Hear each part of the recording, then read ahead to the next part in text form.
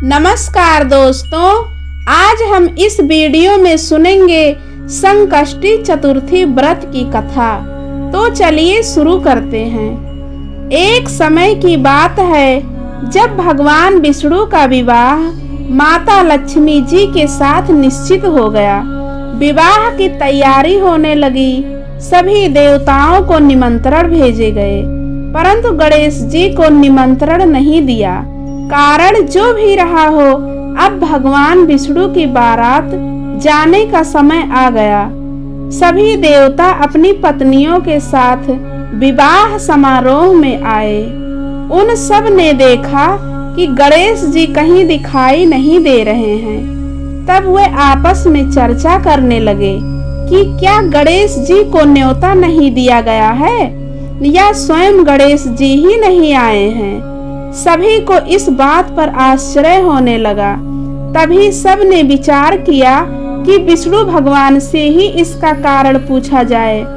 विष्णु भगवान से पूछने पर उन्होंने कहा कि हमने गणेश जी के पिता भोलेनाथ महादेव को न्योता भेजा है। यदि गणेश जी अपने पिता के साथ आना चाहते तो आ जाते। अलग से न्योता देने की कोई आवश्यकता भी नहीं थी। दूसरी बात यह है कि उनको 1.25 मन मूंग, 1.25 मन चावल, 1.25 मन घी और 1.25 मन लड्डू का भोजन दिन भर में चाहिए। यदि गणेश जी नहीं आएंगे तो कोई बात नहीं, दूसरे के घर जाकर इतना सारा खाना पीना अच्छा भी नहीं लगता। इतनी वार्ता कर ही रहे थे कि किसी एक ने सुझाव दिया, यदि गणेश जी आ भी जाएं तो उनको द्वारपाल बनाकर बैठा देंगे कि आप घर की देखभाल करना। आप तो चूहे पर बैठकर धीरे धीरे चलोगे तो बारात से बहुत पीछे रह जाओगे। यह सुझाव भी सबको पसंद आ गया, तो विष्णु भगवान ने भी अपनी सहमति दे दी। होना क्या था कि इतने में गणेश जी वहां आ पहुँचे और उन्हें समझा बुझाकर घर की रखवाली करने बैठा दिया। बारात चल दी। तब नारद जी ने देखा कि गणेश जी तो दरवाजे पर ही बैठे हुए हैं। तो वे गणेश जी के पास गए और रुकने का कारण पूछा। गणेश जी कहने लगे कि विष्णु भगवान ने मेरा बहुत अपमान किया है। नारद जी ने कहा कि आप अपनी मूषक सेना को आगे भेज दें, तो वह रास्ता खोद देगी जिससे उनके वाहन धरती में धंस जाएंगे। तब आपको सम्मान पूर्वक बुलाना पड़ेगा।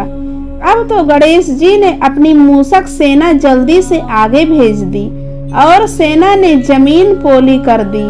जब बारात वहां से निकली तो रथों के पहिए धरती में धंस गए। लाख कोशिश करें परंतु पहिए नहीं निकले। सभी ने अपने अपने उपाय किए, परंतु पहिए तो नहीं निकले, बल्कि जगह जगह से टूट गए।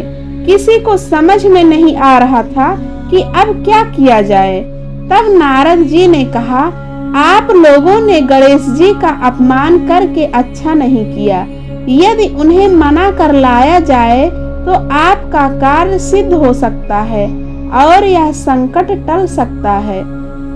शंकर भगवान ने अपने दूत नंदी को भेजा और वे गणेश जी को लेकर आए। गणेश जी का आदर सम्मान के साथ पूजन किया। तब कहीं रथ के पहिए निकले।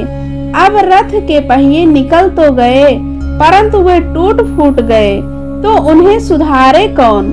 पास के खेत में किसान काम कर रहा था, उसे बुलाया गया।